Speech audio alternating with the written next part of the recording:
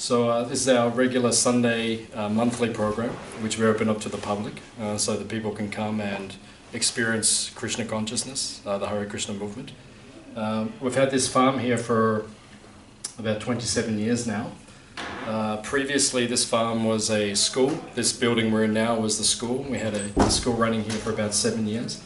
When the school closed, then most of the people went to our other farm, which is in Wollongbar, which is near Byron Bay. They've moved up there. And then this place was quiet for a long time, and then we came down here about 7 years ago to get it going again. So we're running regular programs here, retreats, and we're doing biodynamic farming and chanting Hare Krishna and being happy. That is our philosophy, like that. So we have a little bit of time for discussion now. Does anyone have any questions they've always wanted to ask a member of the Hare Krishna movement? Questions about the life, the universe, everything. We have some answers that we may be able to give to help enlighten people. So if anyone has any questions, you can ask, and then we can try to answer them. So. Yes, sir. So I was just wondering if the Hare Krishna movement is a branch of Hinduism, or is it the Western version of Hinduism? Yeah, it's a good question. So it's interesting if we look at the term Hindu. Have you heard of the word Veda or Vedic? Yeah. Like that, so okay. So in India, the ancient books or the ancient teachings of India, they're called the Vedas. The word Veda means knowledge. Now, when we discuss what we believe or what we follow, we say we follow the Vedic teachings of ancient India. Now, these days, people they call basically anything which is religious within India, they call that Hinduism or Hindu. Now, the word Hindu, the original Vedic literatures, they were written in an ancient language called Sanskrit. You might have heard of Sanskrit. It's if you look at the words around the top of the temple room, they're written in English, but the way it's written, that's a Sanskrit style of writing. Hindi is also like that, is written similar to that. So Sanskrit, in the ancient language of India, it talks about Veda or knowledge. The word Hindu or Hinduism, which we have these days, is not Vedic. It doesn't come in Sanskrit. There's no words in our text which use the word Hindu. The word Hindu is a geographical term. When India was invaded for over 1,000 years by the Persians, basically. They came down and they went through India. And that's when Islam spread into India. So when they were invading India, then when they came to the river which is just below the Himalaya, it is called the Indus River. Like that. So when they came to that river, and they said anyone on that side of the river, basically India, they said they are the Indus people, like that. So then that's where the word Hindu comes from. So it's more of a geographical term. So these days, there are 4 or 5 major religions on the planet. There's Christianity, Islam, Buddhism, Hinduism, and Judaism. So there's about 7 billion people on Earth at the moment. A little over 1 billion are said to be Hindus, because India has about 1.1 or 1.3 billion people there. So even though they say Hindu, there's no actual word Hindu. Hindu is like and if you ask most people, if you say, are you Hindu? They say, yes, I'm Hindu. You say, what do you believe? Practically every one of them will give you a different answer of what they believe. In India, there's so many gods, there's so many philosophies, there's so much there. So what do we believe in the Hare Krishna movement? Where technically you could say we're part of Hinduism, because that's what we call it these days, the Indian philosophy. But we're a monotheistic branch of Hinduism. In other words, we believe in one supreme God. We're not pantheistic. We don't just believe everything and anything is God. We believe God is a central personality or power. In our philosophy, we believe that God is personal. He's a person. Just like most of us here are people. Hands up if you're a person. They go 99%. That's good. Okay. There's one person who's still not sure if they're a person or not. Maybe at the end of the lecture they may have some enlightenment. Most of us are people. But in India, there's a very common concept that spirituality or the supreme or what is beyond this life or beyond this world is just an energy or a force. In India they call it Brahman. In English usually we say oneness. Everyone says everything is one. It's very common these days. You hear it all the time. Everything is one.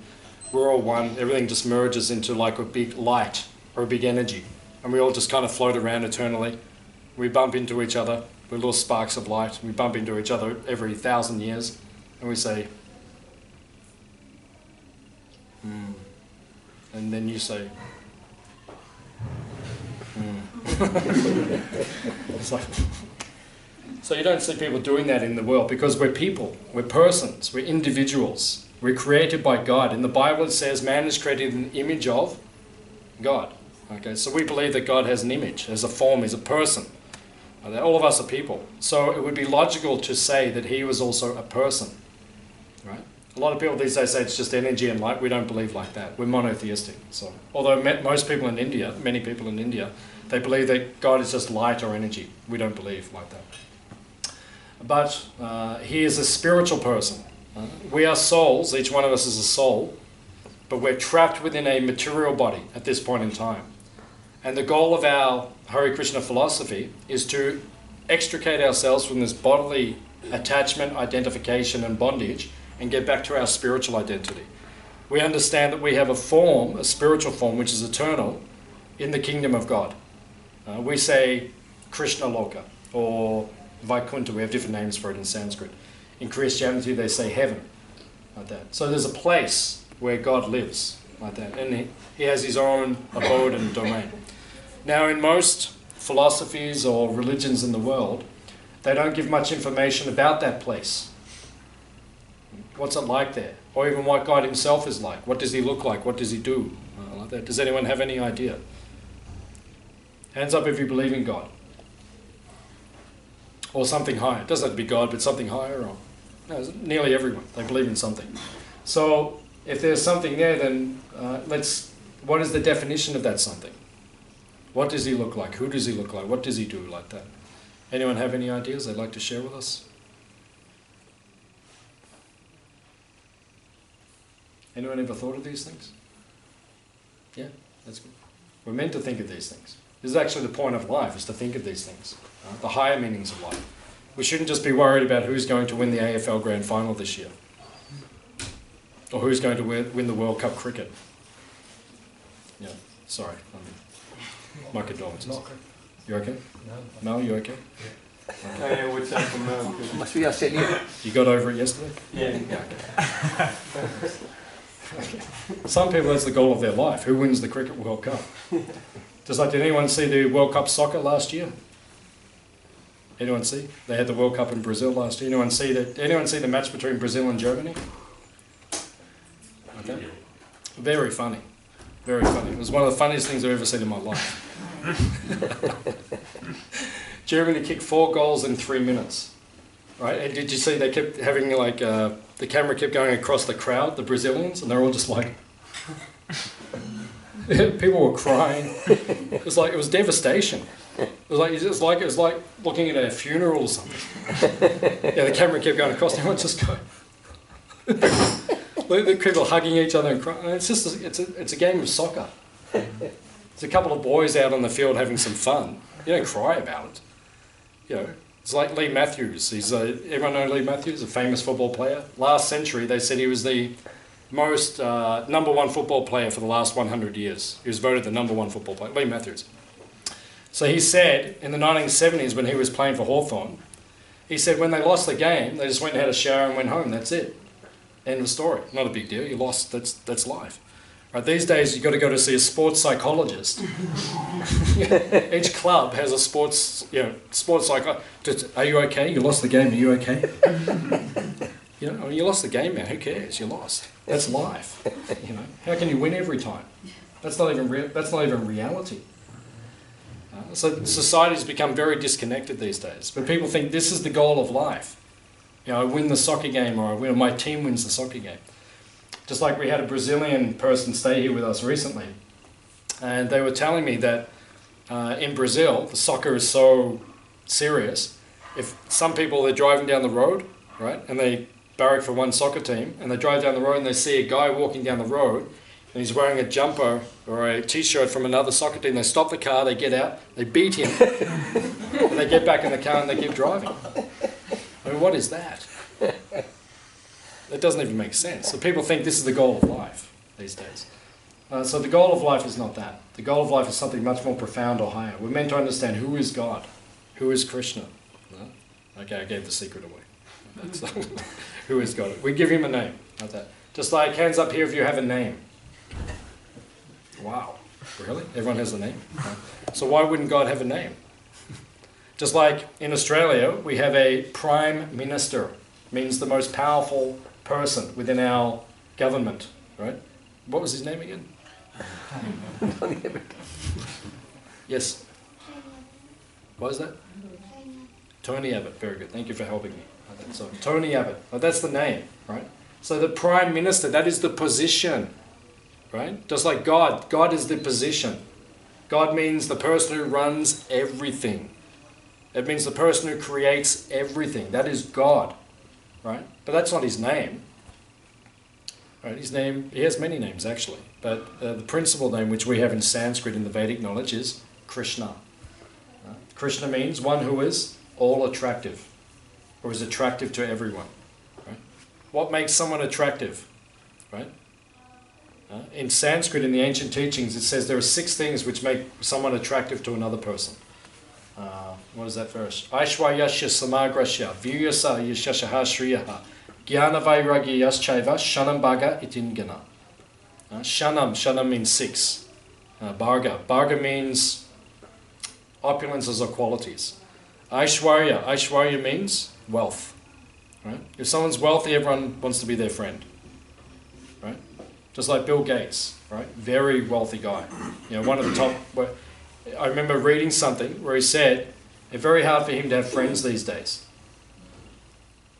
As soon as he gets to know someone, after some time they say, by the way, can you just lend us some money for this charity we've got here, or for this, or this, or this, or this, or this. So when someone's got money, everyone's attracted to the person. Right? Aishwaryasya. Virya. What does virya mean? Virya means strength. Just like, you know, we like to watch the Olympics. When people are strong, then we become attracted to that person. Just like I saw the other day, I was walking through Melbourne, and there's a poster about Arnold Schwarzenegger. And I think he's having some convention or something in Melbourne, right? So because the guy's strong, then everyone's attracted. Virya, yasha. Yasha means fame. If you're famous, everyone becomes attracted to you. Just like I saw an interview with Brad Pitt a while ago. He said every time he drives his car out of his house, right? He's got like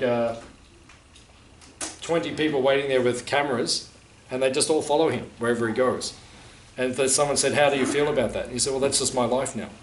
I just drive because he's famous, he's Brad Pitt, and whenever he drives, there's just people following him everywhere all the time. That's fame. Right? So people are attracted to that. Strength, fame, virya, yashaha, shriya. Shriya means beauty, right? If someone is beautiful, people are attracted to that person. We have Miss Universe, we have Miss like that, we have like that. And then we have jnana. Jnana means knowledge. If you are wise, people are attracted to you. Like people are attracted to the Dalai Lama, because he's meant to have knowledge. People are attracted to Albert Einstein because he has knowledge, like that. And then vairagya. What does the word vairagya mean? Anyone know? Anyone here speak Sanskrit? Vairagya means renunciation. It means even though you have so much, but you're not attached to it. That makes someone very attractive. When someone has very great qualities but he's not attached to it, then that person becomes very attractive to us. So if someone has these 6 things, fame, beauty, strength, knowledge, renunciation, and wisdom, unlimitedly, that person is called? Bhagavan. Yeah, Bhagavan means God. That's God. God is the person who has everything, unlimitedly. So in our language we say Krishna. Krishna means one who is all attractive. He's attractive to everyone. He's the most beautiful person. He's the wisest person. He's detached from everything. He doesn't get upset when he loses his watch.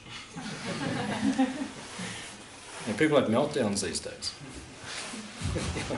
Oh, I lost my... It's just a watch. Like Prabhupada, he's the founder of the Hare Krishna movement. He was very popular spiritual teacher. He died in 1977, but he was very famous, very popular. Had thousands of followers. And so sometimes people would give him a watch, like a new watch, that thousands of dollars they'd spend and give him a watch. So when someone would give him a watch, he'd just take off his watch, put that one on, and the one he had, that he was just wearing, he would give that back to the person who just gave him the gift. And he would do that because all the time people were giving him watches and rings, and so whenever he got something, he'd just take it off, give the person the one that he had, and he'd just put that one on and say, thank you for giving me that gift. But he didn't care which watch it was. Sometimes it was this watch, and a watch is a watch. So when one has all of those qualities, then he is called God, most attractive person. So the goal of our life is to understand who is Krishna. So in our tradition, we are monotheistic. We believe God is a person, and we're trying to understand that person.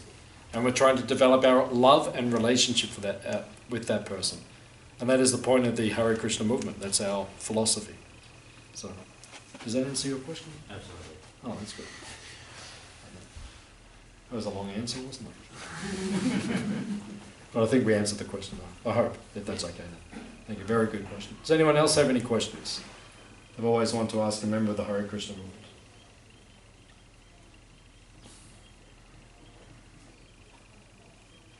I'll ask another one. Yeah. Thank you. So, the Hare Krishna movement would not really see themselves as contradicting any other major religion in many respects. Would you sort of be sort of like an advocate of pluralism? Of what? Pluralism. So would you? But they're not really opposed. Put it that way. How would you say the Hare Krishna movement sits with the other major religions? What did you mean by pluralism? Well, just so I understand the question. Just fundamentally, you're saying it's monotheistic, and some of the other characteristics that you described of Hare Krishna would be similar to other religions, say like Christianity, Judaism, etc. Our understanding is there is only one God. Just like, there's always that joke, like the Catholic guy goes back and, the Catholics living in that part of heaven and the Jews are living over there and then like the Muslims living, it's not like, what do you think it's like up there? We all get back and then, there's someone on the front gate. I think in Christianity they call him Michael. Isn't it Michael's on the front gate? I can't remember. There's someone on the front gate of heaven. So you get... Which one? Peter. Sorry. I haven't been to church for 25 years, so you have to forgive me if I... So Peter's on the front gate. So you get there and he says, so what were you? Were you a Muslim? And you say, yeah, I'm a Muslim. You say, okay, you guys go over there to the left. Like that. And then God will come around every 600 years and he'll visit you. And then you say, what were you? You're a Christian? You say, okay, you guys are over in that area. Right, God will come every 400 years, he'll visit you. It doesn't matter. So you'd agree with the many paths at the top of the hill? Yeah, we would say that it's a gradation of knowledge. Like, because if we study it all comparatively, it's all coming from the one person, the one source. But he's given it to different places of the earth at different points in history. Now, we have to understand that when the knowledge is given from the different religions at the different points in history, the teachings were not as complete in every situation. If you look at it objectively, because I've studied it objectively, it's not all the same. The essence is the same. Right? What is the basic teaching of Christianity? It comes down to two things. Right? Love thy God with all thy heart. Right? That's the same as us. That's what we believe. And every religion is the same as that. And treat your neighbour as you would treat yourself. That's basically the philosophy. So in every religion that is the same. But the details are different. And the amount of knowledge given is also different. It's not the same in every circumstance. Just like in the Bible it says, thou shalt not kill, thou shalt not adulterate, thou shalt not steal. That's very basic teaching. That's not highly developed spirituality. That's very basic teaching. So most people, they just do that out of morality anyway, whether you're religious or not religious. So these are basic teachings. But then when you come to the Vedic literatures of India, because I was studying these things many years ago, when I came to these teachings, it deals with higher concepts of spirituality and God. Like that. So it's like different levels of gradation. So I would say this is kind of like going to university, because it discusses like PhD topics, like much higher topics, whereas some of the things that we find in the other religions, it is quite basic. You know, the Ten Commandments are it's not highly evolved spirituality, it's just basic stuff. Because Jesus had to tell those people very basic things. You look, what did they do to him? Yeah, it did. I mean, you know, the Son of God himself, we believe he was the Son of God, he was sent by God himself. I mean, he's the most powerful entity that's practically stepped on the planet in the last 2,000 years. We name our entire calendar is based on, you know, BC and AD. It's based on this one individual. I mean, he's changed the planet. Whether you believe he existed or not, he changed the planet. So his teachings were profound, yet he says himself in the Bible, he says, I have much to teach you, but you're not ready to bear it yet. So he didn't tell them everything. And how did they reciprocate? He had 12 followers, and the rest of them supposedly killed him. We don't believe he was killed on the cross. But he was not treated properly. So we would say that his teachings, although we would say he was a Hare Krishna, Jesus was a Hare Krishna, we would say he had complete knowledge, but what he could teach those people at that point in time, it was basic. It's like right now, if I go right now to the middle of the MCG, is there a football match on or a cricket match or something? Or imagine if I went there yesterday and I got on the mic, right, and there's, how many were there yesterday, 80,000 or something? Yeah. 80, 90,000. I start telling, you know, advanced stuff. Everyone's just, some people go, what's this guy even talking about? It's like, what? It's like the soul. It's like, you know, people are just not ready for it yet. You know, so a lot of the time we just have to tell people, just be vegetarian. We just have to start on the basic level. Thou shalt not kill. Because that's the first commandment in the Bible. Thou shalt not kill. Not thou shalt not kill human beings. You know, that was the teaching. It would have said that in the Bible. Thou shalt not kill human beings. No, it says thou shalt not kill. That means category, period. It means all living entities. Do not kill them unnecessarily. Although it does say in our teaching, it says jiva jivasya jivanam. Jiva means life. So in order to sustain our life, we must take another life. We must. There's no hope of living without taking another life. But we will take the life where the violence is minimal. So we will pluck the carrot out of the ground. You don't hear the carrot screaming, oh my God, oh no. You don't hear that, right? Because it's minimal violence. Yeah, you have taken a life, true, right? But it is minimal violence. Whereas when you slit the throat of the animal, it's a very different experience. The violence is much higher. And God says in the Bible, he says, I give you dominion over the animals. He says that in the Bible. He says, I give you dominion. Dominion doesn't mean start slaughtering them all. It means protect. Dominion means protecting. So you should protect the animals. That's the point.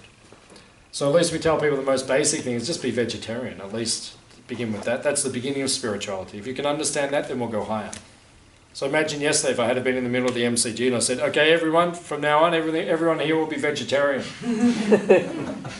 Right? Right? If you go to the, what do they call it, where you buy your food? In between the... Cafeteria. They go to the cafeteria, you're only going to get samosas. Right? Or kachoris. Right? Or vegetarian pasties. No more meat for anyone. I mean, there would have been a riot there. And people aren't ready for these things. Right? But this is the beginning of spiritual life. Just respect another living entity. You can't say you're truly spiritual unless you respect all life. Otherwise it's just talking. Even the Dalai Lama himself sometimes eats meat. Right? So Paul McCartney, everyone's heard of Paul McCartney? Right? He's as famous as the Dalai Lama. Right? They're super famous, these two, right? They're both the same age. They're both 70 plus at the moment. So you can look it on the internet. If you look up letter from Paul McCartney to Dalai Lama, have a look at it.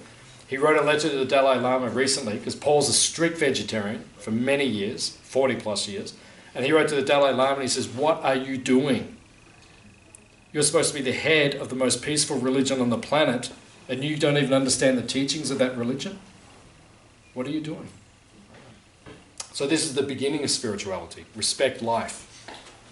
You know, if you want to understand higher things, it takes So this is the basic teachings of that. So I have a question. just let me finish this one. Oh, sorry. Yeah, we'll get to it. Does that answer your? Yeah, definitely. I can't remember what your question was. Many parts of it, Yeah, many part. Okay, yeah. So basically, that's it. So we see it all as being the same. It is the same, but it's just different amounts. It's like, you know, we can't tell the kids the same things we can tell you because the kids aren't ready. So these days, spirituality or religion can only teach according to what the people understand. Do I believe this is the most evolved? Yes, I do. Do I say that from an egotistical point of view? No, I say it objectively.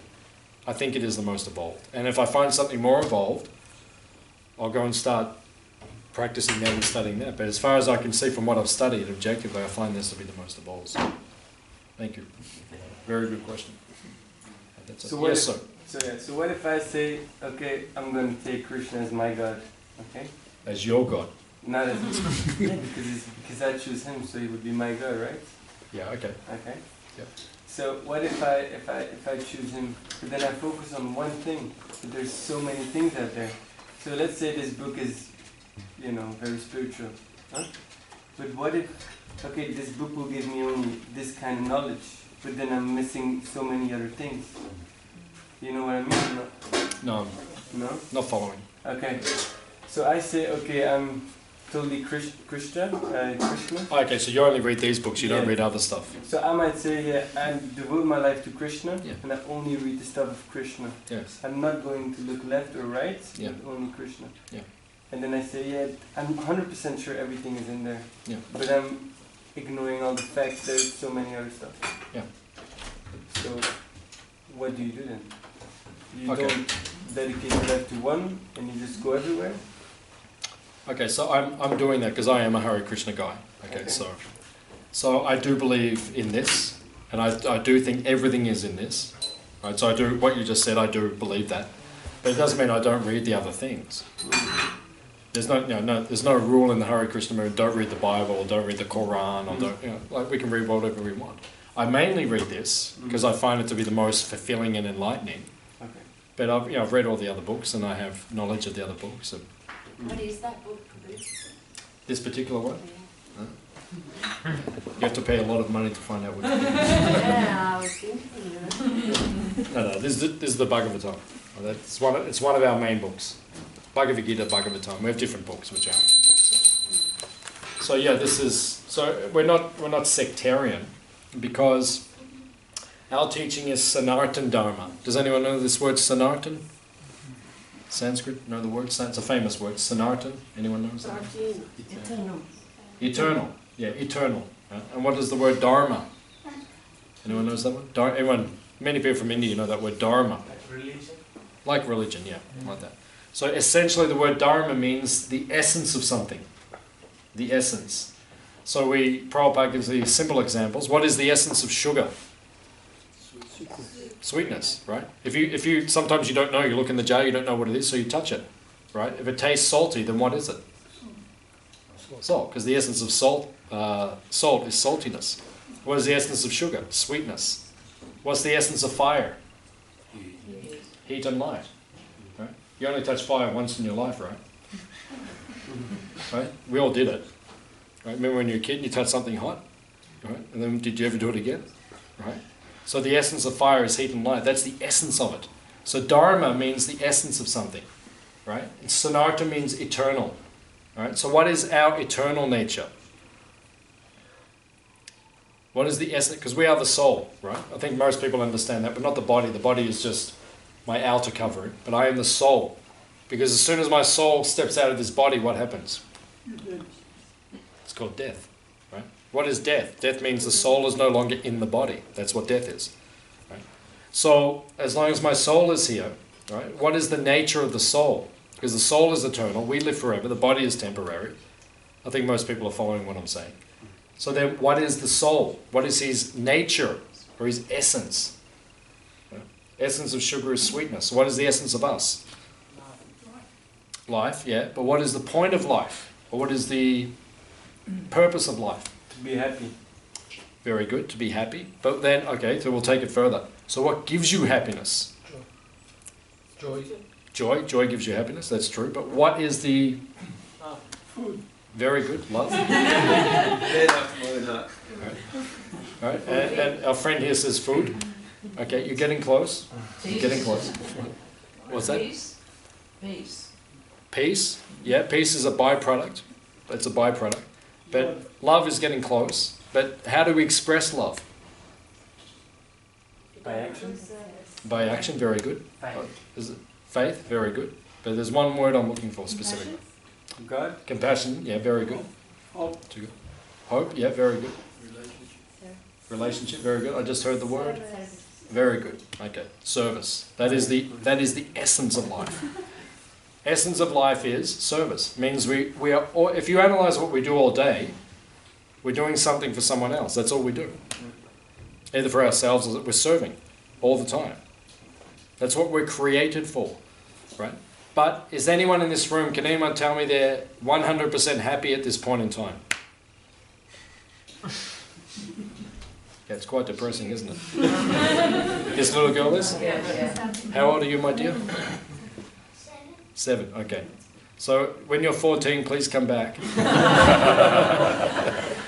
And when you're 21, please come back. And when you're 42, please come back. And I hope you can keep saying yes. You're 100% happy. Because you're the only one in this room who's 100% happy. And it'd be nice if that was what life, but actually that is what life is eternally meant for. Ananda Mayo Bhyasat means all of us are searching after happiness or bliss. But you can only become blissful or completely happy when you become completely selfless in service. And the only way you can do that is on the spiritual platform, which means to serve Krishna or God. That's the only way to become completely happy and selfless. And because none of us are completely happy now, we all want to be. You have to connect to Krishna or God. Okay, you're pretty happy. I'm pretty happy. Yeah. You're pretty happy, but anyway, we'll talk later. Like that. Pretty happy, but pretty happy is not 100%. Because it can only be with Krishna or God. And it has to be spiritual. Because material happiness cannot give you complete happiness. These days people think, what will give me complete happiness is if the body is happy. Right? If the body is happy. Right?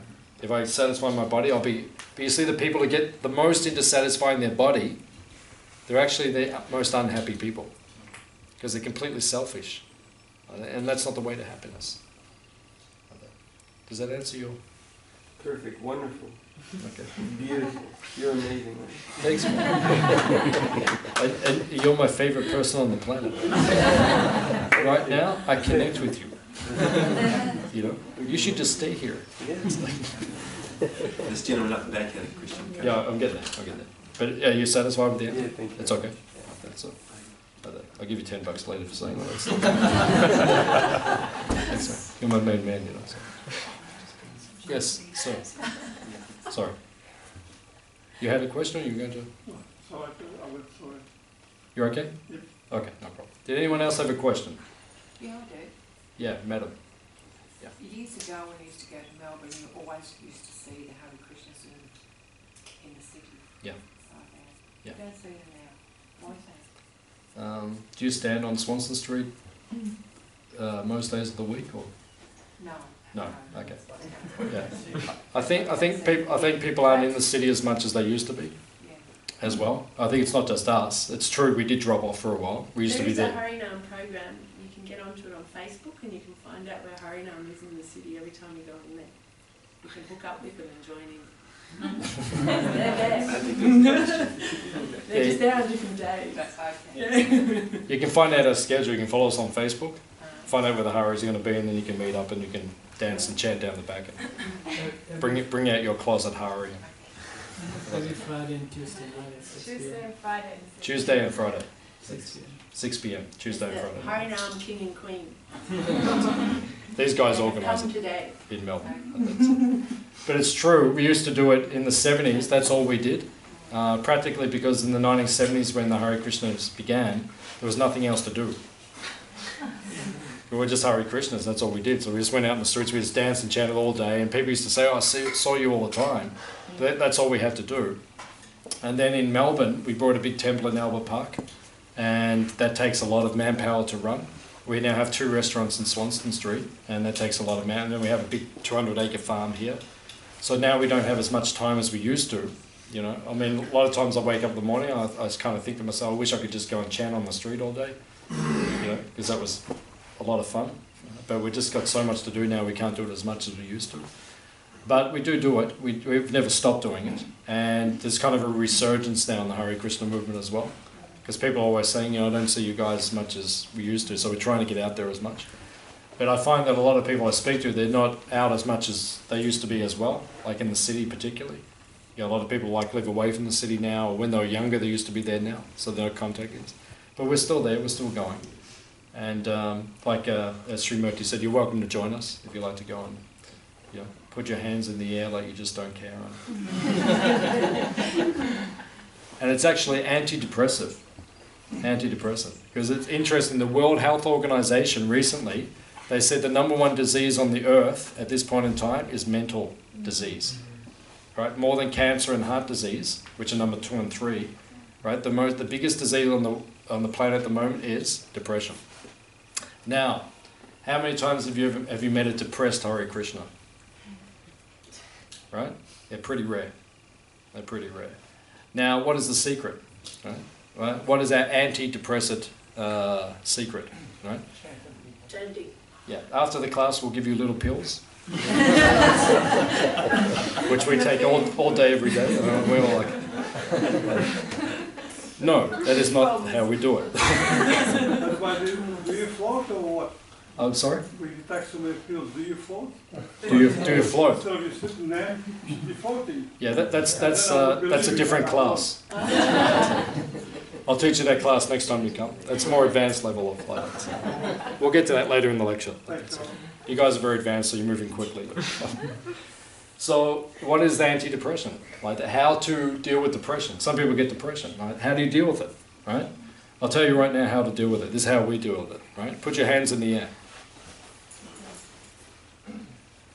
Anyone feel depressed? How do you feel? I can breathe. Anyone? How do you feel? Uplifted. Uplifted. Okay, very good. How do you feel? Tell me. Freedom. Freedom. Very good. How do you feel? Tell me. Peaceful. Peaceful. Okay, good. You put your hands down. Like that. So you'll see the Hare Krishnas, like we put our hands in the air, like we just don't care, because we don't. We don't care about this world. We do care about this world, the consequences of the world, but we're not going to follow the path that modern civilization is on. We don't care to follow that path. We follow a different path, right? Which is the path of connection to Krishna, to God. So we put our hands in the air and we chant like we were before, the Hare Krishna mantra, right? So if you're feeling depressed, right, you can just go to your house, put your hands in the air in your kitchen when no one's around, and just start dancing and chanting around your kitchen bench. Hare Krishna, Krishna Krishna, Hare Hare, Hare Rama. You can just dance around, right? And it's free. You can do it and it works. Right? If I'm ever feeling a little bit down, you'll see me in the paddock just out there, dancing around, you know. People wonder what I'm doing here on the farm sometimes. That's what I'm doing. I'm just out the back there in the paddocks. Dancing and chanting. What was that? Someone could get a gun and shoot you. Someone could get a gun and shoot me, that's true. You've probably got more chance of someone getting a gun and shooting you in the city than out here on the farm. That's probably true. But yeah, it's true. I take that risk. I do. I take that risk every day. So we can do this. We can just chant. And when we chant Hare Krishna, we're chanting the names of God Himself. And when you come in contact with God, with Krishna, you automatically feel happy. Why? Because He is happy. He is full of bliss. So therefore, just by contacting Him, when we chant, we feel naturally uplifted. It works. And if it doesn't work, we'll give you your money back. Like that. But it works for me. I've been doing this for 25 years, and I feel blissful. I feel happy. So, does that answer your question? Who asked that question? I can't remember. Oh, sorry. Sorry, like that. So, does that answer? Or okay, thank you so much. That's a good question. Any other questions? Anyone has?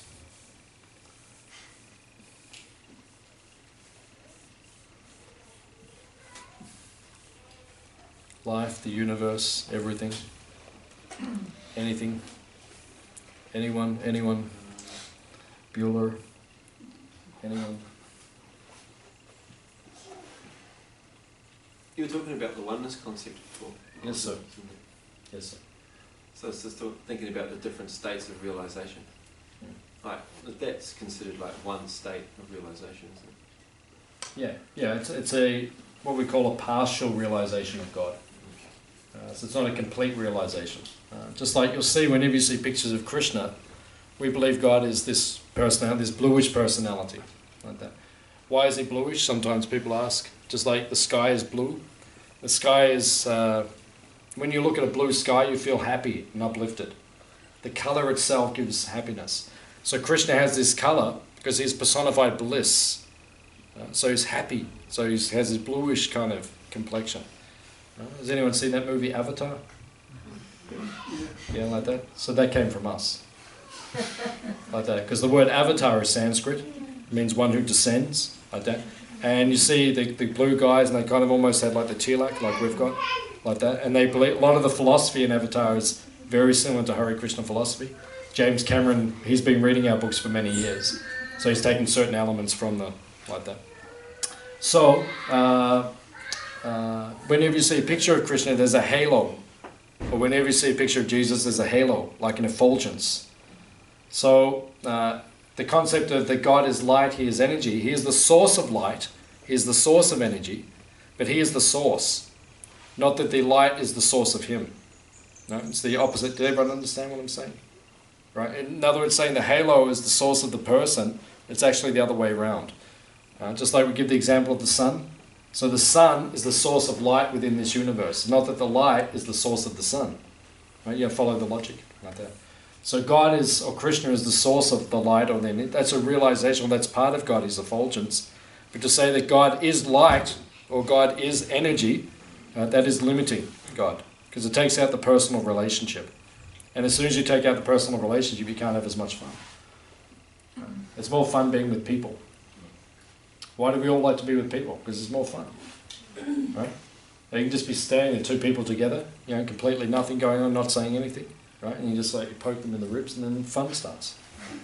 Right? And then it's off. Like we have fun all the time here. Yeah. Sure. We're always saying something to each other. All the time. All the time. I tell you. All the time. Yeah. Whenever we see each other, it's fun. Like that. So if we were just energy and light, we just float into each other and we just go. It's not as much fun. We say something, a bit of fun. It's like that's what life is. And the Sanskrit word for that is rasa. Rasa means pleasure. Pleasure comes when people are together and they're having some fun together. Like that. So this is where pleasure actually comes from. So, like that. Madam, you're the... Yeah, I come from a long line of Irish Catholics, and that's the faith that I grew up in as a child. And how many brothers and sisters do you have?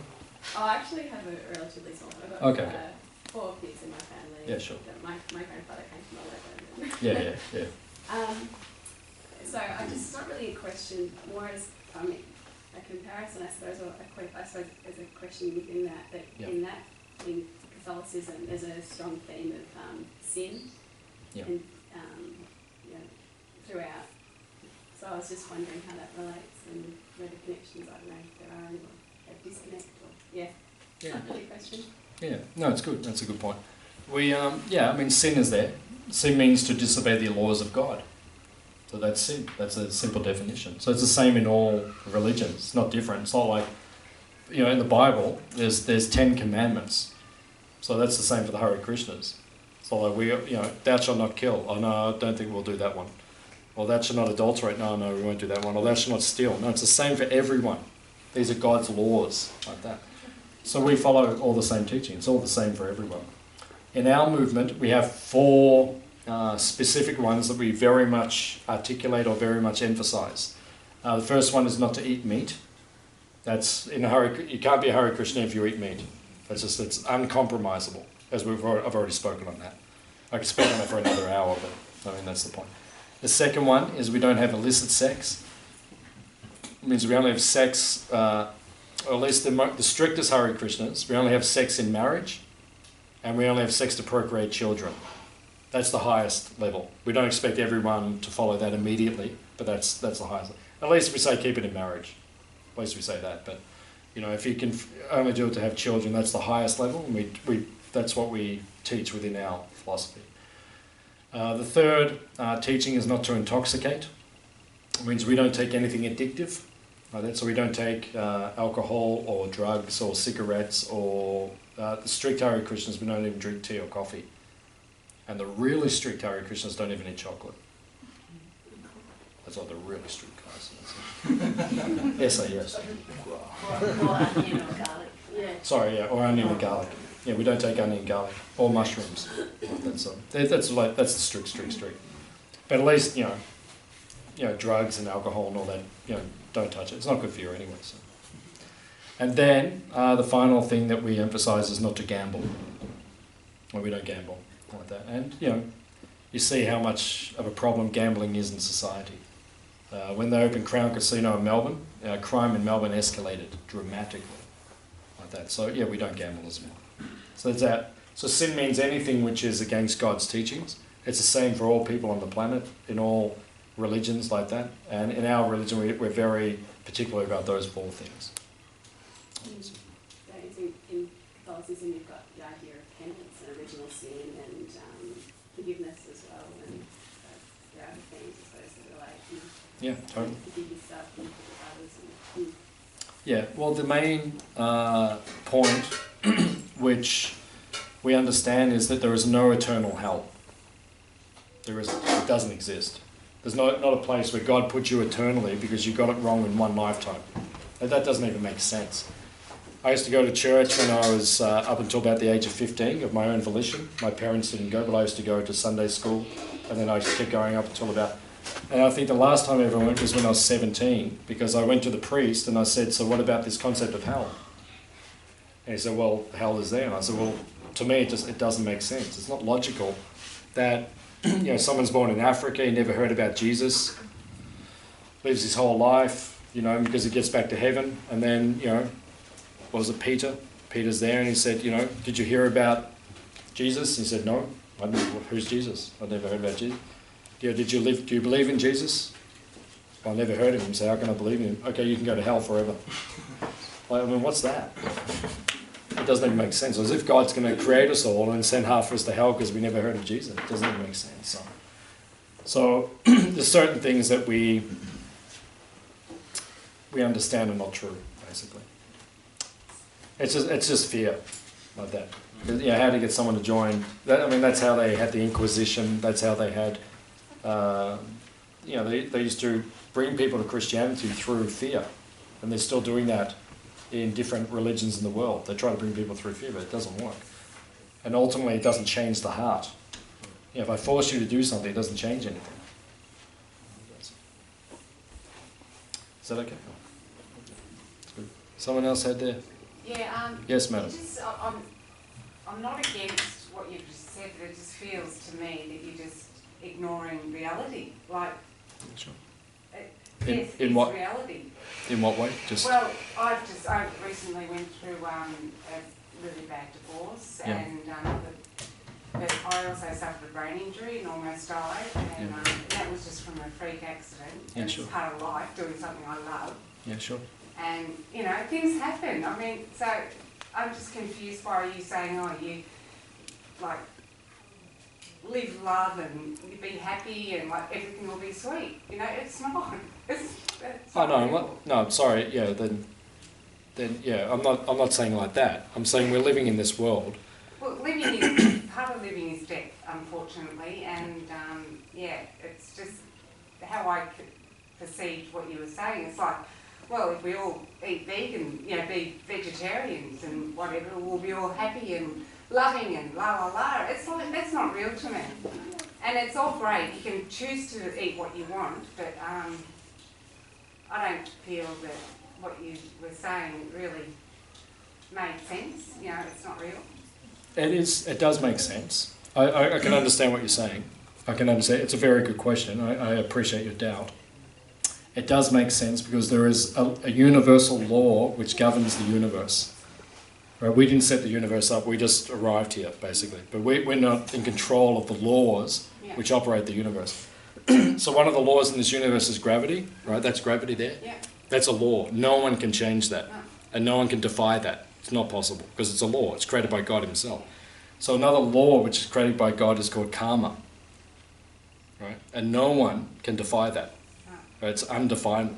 So therefore, to say that it won't make a difference to stop eating the animals, then we become vegetarian, no, it will, because the entire world has an aggregate of karma because of all the violence we're inflicting upon innocent creatures. That violence periodically comes back to humanity. Periodically. It's called war. Okay, but why back in the first days of humanity, did they slaughter animals to live? Well, in our texts, because our version of history, like universal and world history, is very different to modern historical data. Right. Like we don't accept it the way. Our teeth, we have canine. No, we don't. We do have No, canine. no, we don't. We don't. No, I'll explain to you that we don't, because... I'm a dental nurse. We do have canine as teeth. Yeah, we call that canine, that thing there. Yeah. That's what we call canine, that one the tooth. molars are to chew with and... No, but if you actually study it carefully, I'm just telling you our version. Okay, if you disagree, I'm fine. Yeah. I'm fine. We're not canine for a start, because if you go now, right, and this is what, have you heard of Tolstoy? He wrote War and Peace. It's one of the most famous books in history. His name's Leo Tolstoy. He's a Russian author. He also wrote an excellent mini article on vegetarianism. And he says that if you're actually a canine, you go and jump on the throat of the animal, right, and rip its jugular, right? And no human being can do that. We don't have the teeth to do that. So to say we're canine, we're not. We're not carnivores, we're herbivores. And if you study our entire anatomy, right, if you look at our intestines, the intestines of a carnivore are 4 times longer than his body because the meat has to pass through very quickly, right? That's like a tiger as an example. He is a carnivore. A human being or any herbivore, our intestines are 12 times longer than our body. If you rip out my guts now, it's 18 foot long, it goes from here to that back corner, right? Just my intestine. Because the food goes through slowly because we're vegetarians. So no, we're not carnivores. Yeah, they're called canine teeth, but they don't do the job, right? We can eat meat, we can cut it up with a knife and go, like that, but that's not a carnivore by definition. So yes, to say that to be vegetarian, it will change the planet, it will.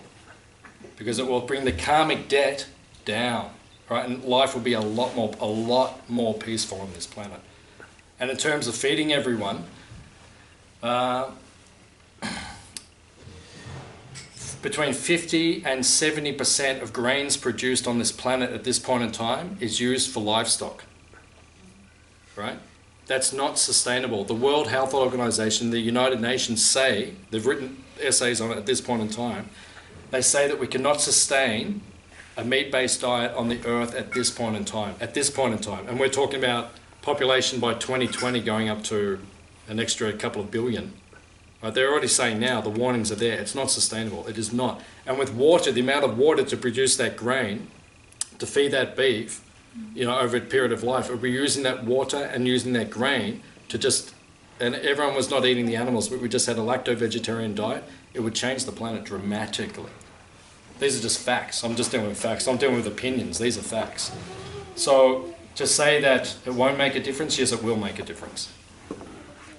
Both to our consciousness, because just by being a vegetarian, you're so much more peaceful.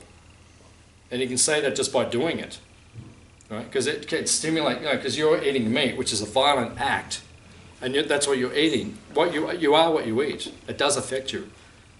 So I do disagree. I respect your opinion. If you don't agree, I respect that. But I do completely disagree with you that your diet does not make a difference. It dramatically makes a difference. I don't know what else I said that wasn't in reality, but, we are in reality. We believe our life is more real, right? And if you disagree, I don't have a problem with that at all. I respect, if you disagree with what I'm saying, that's no problem. But to say we're divorced from reality, it's not true. We go through all the same stuff that everyone else goes through. All of it. I've lost a brother, I've lost a father, my mother's had cancer. I've gone through everything that everyone's gone through. You almost died. I almost died. Yeah, same deal. I've got a brain injury myself. You know, so I've gone through all the same stuff, but still, spiritually, I've got a deep connection, which makes me understand that there is a much greater reason to live. Because if it's just about being in this world and the suffering that going through it, this is not what life is for. We were not created just to go through all the suffering we're going through here. There's a much higher experience which we're meant to have. Like that. So to say we're divorced from reality, I think we're more in reality. Because if you think, you know, just living in this pain and suffering is what we're created for, that's not reality. That means we're away from God. So we need to get back to Him. So yeah, I would disagree with what you say. And if you disagree with me, I don't mind. That's your prerogative. But yeah, I think we're more real, to be honest. And George Harrison, you know, George Harrison, he was with Paul, started, what was that band they started? Beatles. Yeah, the Beatles, like that sort of. Like that. So George Harrison, he said, if I had to choose to be with those guys or those guys, I'll choose to be with the Hare Krishnas, because they make more sense. And even if God's, you know, even if all we're saying about Krishna and everything is not true, right? Which I believe it is true, but even if take that all out, I'd still rather just live the way we live than the way society is living at the moment, because society is messed up. Yeah, but there's a lot of things you can't change, unfortunately. The reason, you know, have you heard of Tony Robbins?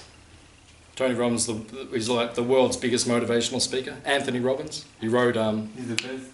He's the best. Yeah, he's the best. He's the best. No, he's the best. It's true. I'm saying, yeah, he's the best. He's the best. Yeah. You said you were the best coach too, Yeah, I know. It's alright. No, he is. So Anthony Robbins, he's the world's biggest motivational speaker at this point in time. He wrote The Giant Within. He's written some books, you know, big books. Like he's a mega guru. So he says that change will only happen if we change ourselves, and don't think that changing ourselves will not change the planet, right? Because if one of us just stands up and creates a revolution, any revolution that's happened, any change for the better that's ever happened on the history of this planet is from one individual to say, I'm not going to follow the rest of them, right? And that's what Jesus did, and he's changed the planet. He wasn't popular. I don't think Jesus was popular. They crucified him, right? There was no one he had 12 guys following him out of thousands. You know, everyone else is thinking the guy's crazy. But he changed the planet, and he died for what he believed in. We don't believe he did, but, you know, but the point is. So, yeah, I mean, if you do change, it can change this planet. We're changing. I'm not following that. I became a Hare Krishna when I was 19. Why did I become a Hare Krishna? Because I just thought, I don't want to follow society. It's crazy. You know, we have a drug epidemic in Melbourne. Epidemic. It's not like a, you know, problem. It's an epidemic. It's crazy. So if people don't start listening to what we say, and we believe that we do have a positive alternative, the world is going to go, you know, right off the landslide rapidly. It already is. It's not sustainable. You look at California, just as an example, the city of California, 90% of California at this point in time is concrete, right? And they have a water problem. They're bringing water from thousands of miles away because they've got a water, you know why they've got a water problem? Because the earth can't soak it in. So society's got this crazy concept of life. If we all live in concrete, we'll be happier, and we're just making more and more problems for ourselves. So where's the reality? So, you know, if you disagree, I don't mind, but I think we're far more in reality than others. Like that. But I appreciate your comment. And, you know, at the end of the day, our food's a lot better.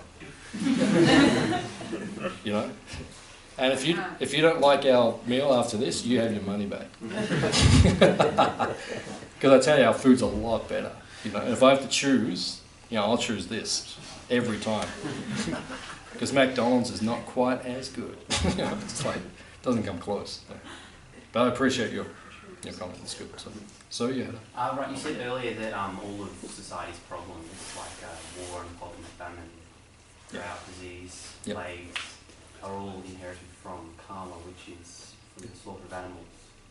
Not just from the slaughter of animals, but yes, that's one type of karma. So can you back those up with facts? Back it up with facts? Yeah. Not empirically. I can't show you evidence. I can't show you, this guy just killed a cow and then later on that happened. No, I can't show you empirically, but to me it's logical. Could it be possible that those are two separate events? Anything's possible.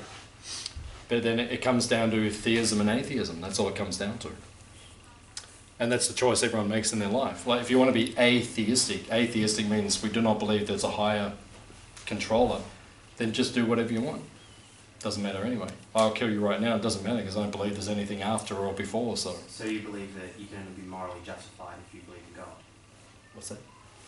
You said that you can only be morally justified if you believe in God. No, there's many atheists who are immoral, but, you know, a theist is totally moral because he's fearful of God. Like, you know, I wouldn't do something because I know it's wrong. In the eyes of my father, I wouldn't offend my father, so. But, you know, can I empirically show it? No. Can I logically explain it? Yes. You know, we can give vast logical persuasion why it's true. And to me, it's as clear as night and day.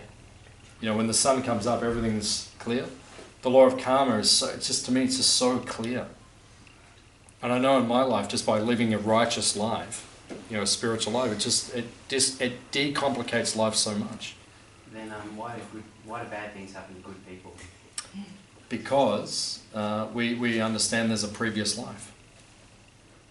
Like that. We believe in samsara or reincarnation. Like that. So the soul is eternal. We've already given that. We're trapped in this world. This is not our first life, obviously, if you're accepting this and following this. So why do bad things happen to good people? Because who knows how good we've been in our previous life. I've had bad things happen to me in my life. You know, I've had bad things happen to me right now. Like that. So why is that? It's because you know, every time this happens, you know, my first thought is, I really wish this wasn't happening to me right now. You know, you know, something bad. I just think, why is that happening to me? You know, I'm the good guy. I'm the Hare. You know, why is that happening? But then when I think about it, I start thinking, well, obviously I've done stuff previously, and even in this life, I may have done things which may have, you know, caused distress to people, and then that distress comes back to me in the future.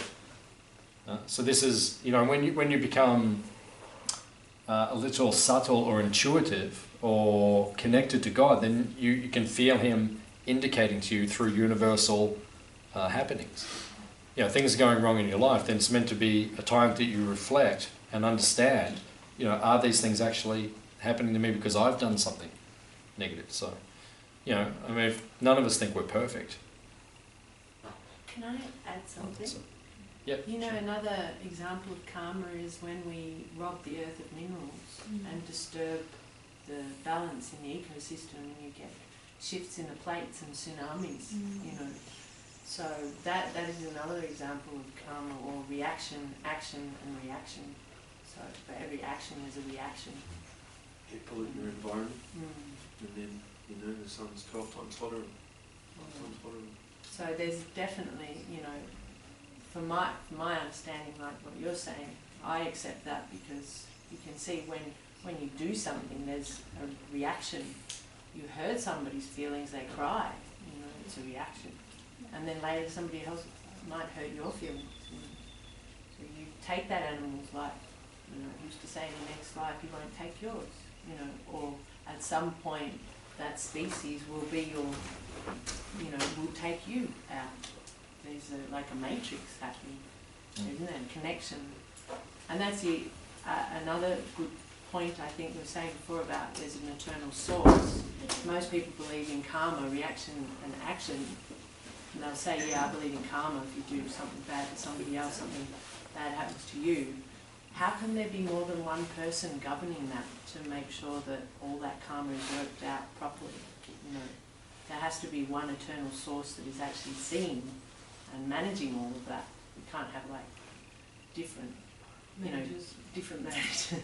Yeah, I mean, if you accept that, I mean, that's how we see things. That's how we see things. To me, it's logical. It makes life make sense. Otherwise, you know, they've been asking this, it's a perennial question of philosophy and religion. Why do good things happen to bad people? Sorry. Why do bad things happen to good people? Like that, or vice versa. Yeah, it happens all around. So, I mean, otherwise there is no answer. And I must be getting tired. I read something recently where a Christian scholar, he said that the Hindu doctrine of karma and reincarnation very succinctly explains the happenings of the universe. So it does, it makes sense. It's not a matter of being, you know, this or that, or believing that. It's something which affects all of us. It's karma.